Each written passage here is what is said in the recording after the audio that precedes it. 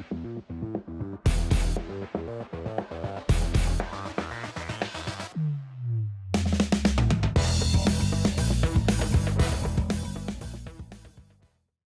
everyone, welcome back to another episode. Thanks for tuning in. I'm sitting down here in the basement bait shop, getting things ready for next season. I'm getting ready to fix, I think I've got four rods that I need to repair from last year, where I've got either I got to redo a guide or I got to replace a rod tip.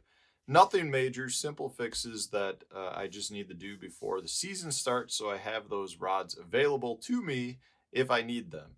And, speaking of that, my season is coming up soon. So I've got the first four events are going to be Rayburn, Harris Chain, Pickwick, Gunnersville, all before the middle of May. So you're looking at pre-spawn to spawn events on 4 grass lakes, which I love fishing grass. So I'm pretty excited to go to all these fisheries. They're all extremely well-known big fish places, so you've got the chance at catching some really good bags of fish, and I'm excited to get there. But I'll tell you, with those 4 lakes being big grass lakes, you're going to see a lot of a spinnerbait, a lot of a swim jig, and a lot of a chatterbait that pop up. And on this channel before, I've done several comparisons between 2 baits. When do you throw a chatterbait versus a spinnerbait? When do you throw a swim jig versus a chatterbait?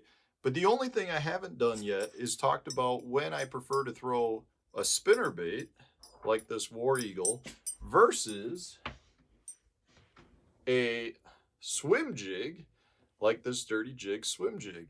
And, both of these baits are extremely versatile and very much interchangeable, just as a chatterbait is with these 2 baits as well. But there are very clear times when I prefer to throw one over the other, and 2 of which are really very specific rules that I follow. The first of which is if you're fishing pretty heavy grass that's just thick and has a lot of either has any sort of potential slime on it or has just lots of floating debris in the water, I'll go with a swim jig over a spinnerbait, because a swim jig will come through that so much better than a spinnerbait. A spinnerbait, you'll end up getting stuff caught around the swivels, and it just gets caught on the shaft of the wire, and it just becomes a mess, and it becomes hard to fish a spinnerbait. Now, if you're fishing good, green, crisp grass that's submerged, doesn't come up to the surface, isn't real stringy, you can make a spinnerbait work well in that. But if you start running into anything that's got a little bit of stringiness to it, or you've got grass that comes up to the surface, or you've got a little bit of slime or algae mixed in, or a lot of floating broken grass particles, a spinnerbait is really difficult to use. So that's kind of the one time when I prefer to throw a swim jig almost all of the time over a spinnerbait. The same can be said for a spinnerbait. I would rather throw this over a swim jig almost 100% of the time if I'm dealing with dirty water. And I'm not talking off-colored water. I'm talking more on the verge of being muddy water. A spinnerbait just will draw more strikes. It creates a ton more vibration than your swim jig, and it will lead you to getting more bites. Now, outside of those 2 areas, they are pretty interchangeable. But again, there are times I prefer one over the other. So, I'll just kind of go through some of those. The first being that if I'm fishing wood, I do like to fish both. But if I'm fishing wood that's got a lot of branches on it, so if I'm fishing a straight laydown, a spinnerbait is great. If I'm fishing a tree that's fallen in and still has a ton of little branches on it, a swim jig will come through that way better than a spinnerbait. A spinnerbait is weedless around wood, but you're eventually going to get caught on one of those little branches. Like, it just is going to happen. The swim jig will come through that much better.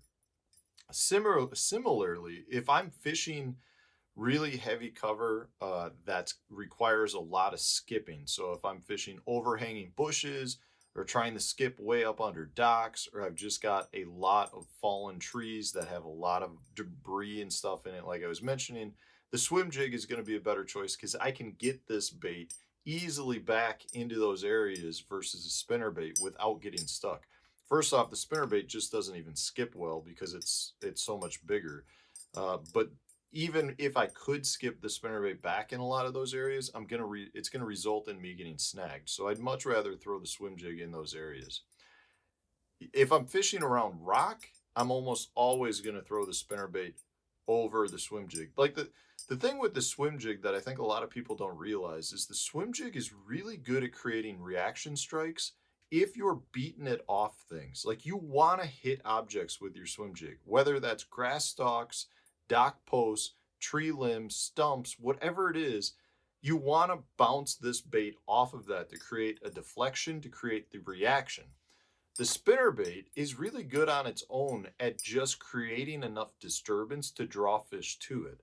So yes, it works great as well. If you can deflect a spinnerbait off of a tree or off of grass, that's better. You're going to generate more strikes that way. But if you're in open water and you can retrieve one versus the other, your spinnerbait is going to be able to draw more fish to it because you can pulsate it, you can create more action to it, and it just has more of that school of baitfish look. And in my opinion, you'll get more strikes. So if I'm going down a riprap dike wall, I'd rather throw a spinnerbait over the swim jig almost any time of the year. It's just one of those things that it just seems like I get more bites doing that. The same can be said again for schooling fish. If I'm fishing in an area and the fish start to come up and bust and I've got both these rods rigged, I'm going to throw the spinnerbait in there because I think it's going to mimic that baitfish better, and it's going to get me more bites from those schoolers.